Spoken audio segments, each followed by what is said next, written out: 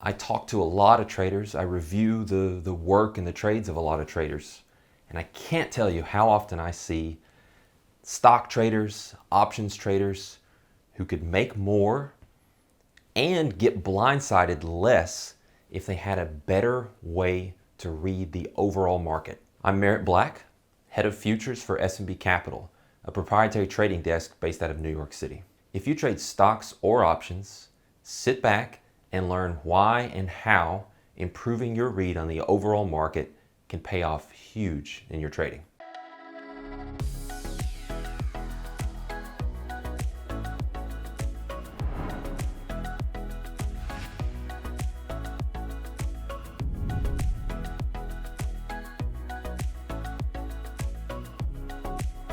One of the most recent developments on our equities desk has been guys who have been able to really capitalize on market plays. That insight that comes from seeing the big picture, aligning yourself with it, and rather than trying to express that in individual stocks, actually going to the market itself, whether that be through SPY outright or options on equity indices or futures themselves. Huge success from the desk in market plays. So building out a framework and a way of understanding markets on a deeper level to see those plays can be huge. This can also help you during aftermarket events. Think back to Brexit. Think back to the Trump election. These were late night events where really the best place to play them, where all the liquidity was, where all the action was, were in the futures themselves. So futures can be huge for market plays that occur during after hours. What about the individual stock trader? Typically, you're narrowing down a list of potential trades to make that day, potential names to play that day, whether it be stocks in play or what have you. Adding a really good read on the overall market, I think, is an integral part of doing a better job of trading individual names. So what you can do is perhaps you do have a really strong read. There's, let's call, a critical event, not necessarily a catalyst in terms of fundamentals, but perhaps a key break technically in the overall indices. The better a job you can do of identifying that, one thing you might do is say, okay, well, we have a big breakdown, risk off in overall markets, key technical breakdown. I might express that as an outright market play. Or if I'm not, for whatever reason, interested in that at this particular time, I can use that to filter my watch list for the current day. Perhaps I'm only looking for shorts, so I'll have a group of stocks that are in play that align with my strong market view. See how that makes sense? Other days, and the majority of days, I'd say it's important to note that perhaps the market isn't giving you a key break. The market isn't in play. There's nothing substantial about what it's telling you to do. In that case, you're free to go to the stocks in play basket and trade either side, long or short, because you're not going to be trying to fight a big headwind, if you will, with the overall market. What about the non-directional options trader? What if you could add a slight advantage, a slight additional or increase in edge to what you're already doing? Perhaps you're focused on capturing theta over time, more of a non-directional type approach. What if you could learn a way where you could take a look at that in the money versus out of the money pricing and what that graph looks like, and you could identify situations where that was really misaligned with a read that you had in the overall market? So whether or not you're playing Russell, whether or not you're playing the NASDAQ, SPY, SPX, ES futures, improving that small incremental edge over what you're already doing and seeing success with, that can pay off huge. So a little bit about futures themselves, right? So we're talking about indexes here. Most people think SPY that trade stocks and options. I think S&P, right? E-mini S&P futures. They trade way more value each day, more value than all 500 stocks combined that make up the S&P. There could be, I'm not an expert on this, but there could be tax advantages to trading the outright S&P futures as long as your hold time is less than a year. Go check out Section 1256 contracts, where if you can get that election, you can pay 60% of any short-term holding gains as long-term capital gains rather than that would be taxed as your regular income rate. Again, not an expert there. Look into it. For most short-term people, there are some tax advantages here in the States to trading outright futures. Leverage is huge in futures. When your regular equities account, you're not really going to get better than your 50% type margin, whereas that number can be 5%, in a futures account. You can really, it is a double-edged sword. Leverage can help you. Leverage can be very dangerous if you don't know what you're doing. But for those of you who are disciplined with your risk management and whatnot, that leverage can be a huge asset to you. And as we mentioned with the Brexit or Trump election events, these after hours type things, futures are trading actively. The S&P is trading actively 23 hours a day, 5 days a week, right? There's a break there in the afternoon for just an hour. But other than that, round the clock, as Asia opens, as Europe opens, all the way through US opening, the liquidity is there and the trade opportunities are there. Now, how can we improve our market read?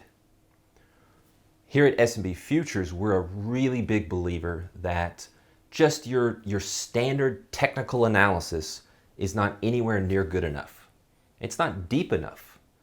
When you look at a daily bar chart or a weekly bar chart or a 4-hour bar chart with MACD and RSI and whatnot and these type things, you're only taking into consideration 2 of the 3 key market variables.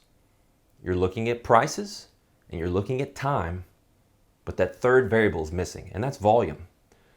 We need to look at volume. We need to look at what participants are actually doing within that time and price sequence of an auction process as prices are fluctuating. Volume is critical.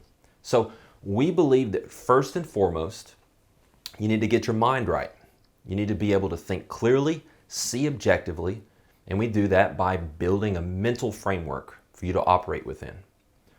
Now it's time for price, time, and volume.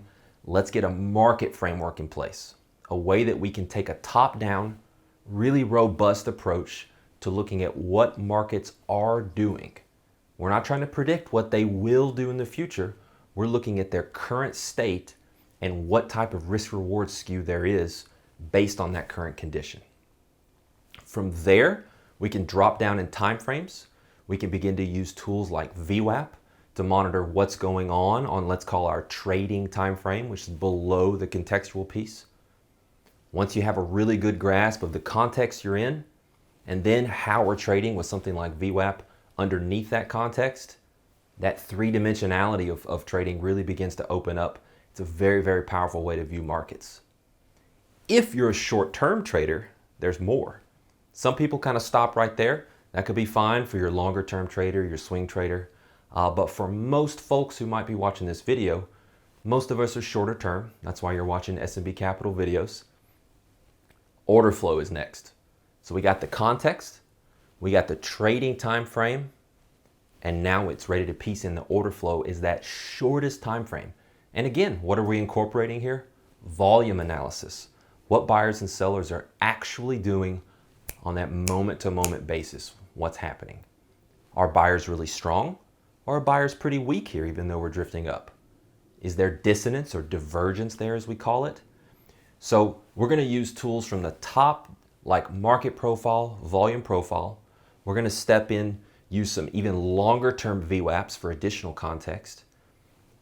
Trading time frame, we're going to use VWAP, standard deviations, order flow tools, all the way through coming up with a really nice top-down cohesive approach to looking at something like the S&P 500 and determining what's going on in that market today and what we can do about it and what implications there might be for our other trading, whether it's individual stocks, options, you name it. It can be a very, very big help.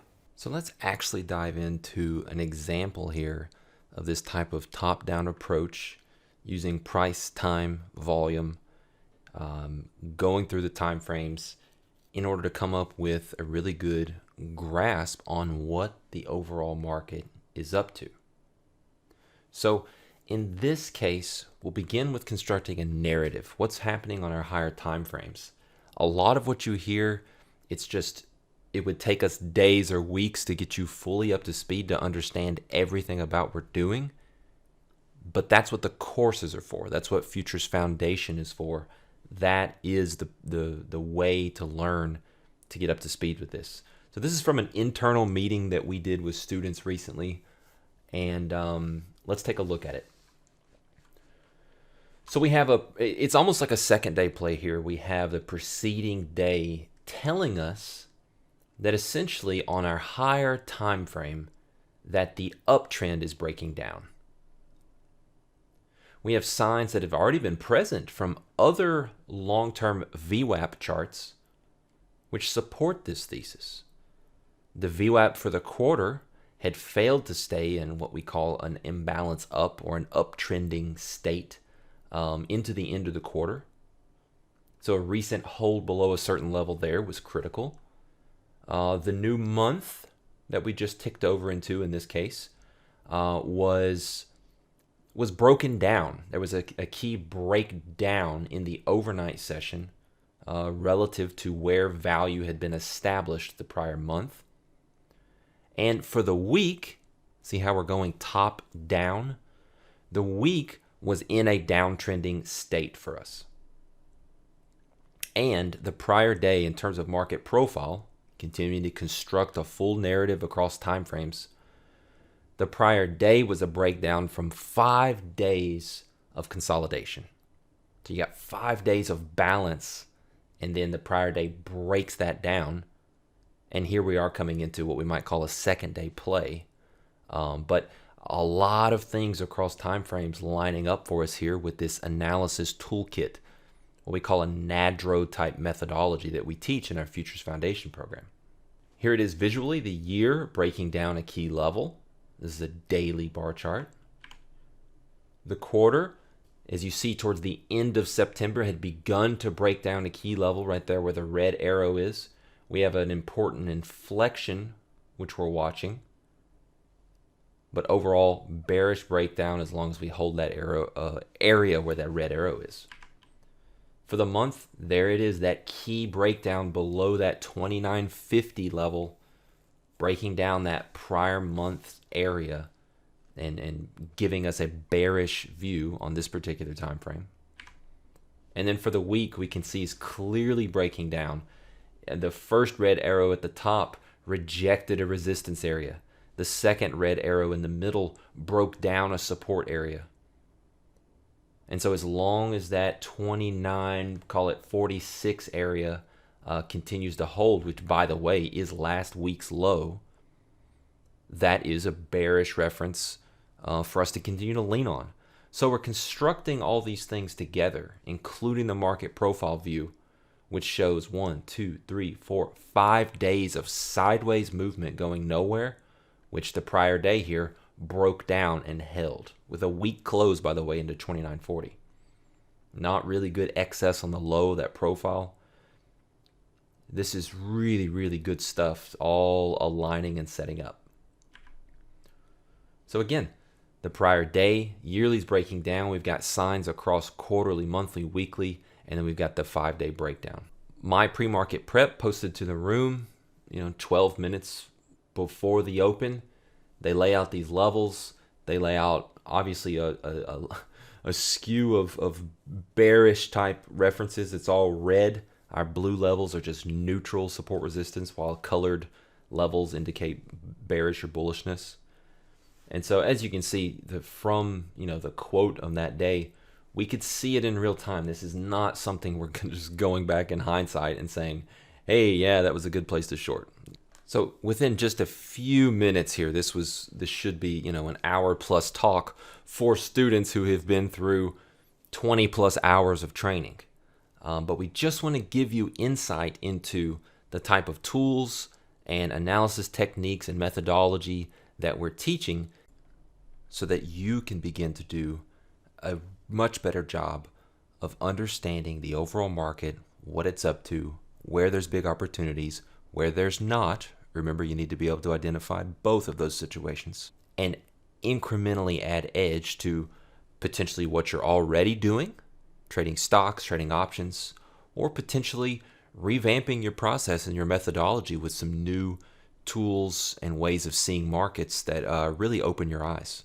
So do yourself a favor, click the link in the description below, and check out our Futures Foundation program, which teaches you this top-down approach to truly understanding overall markets.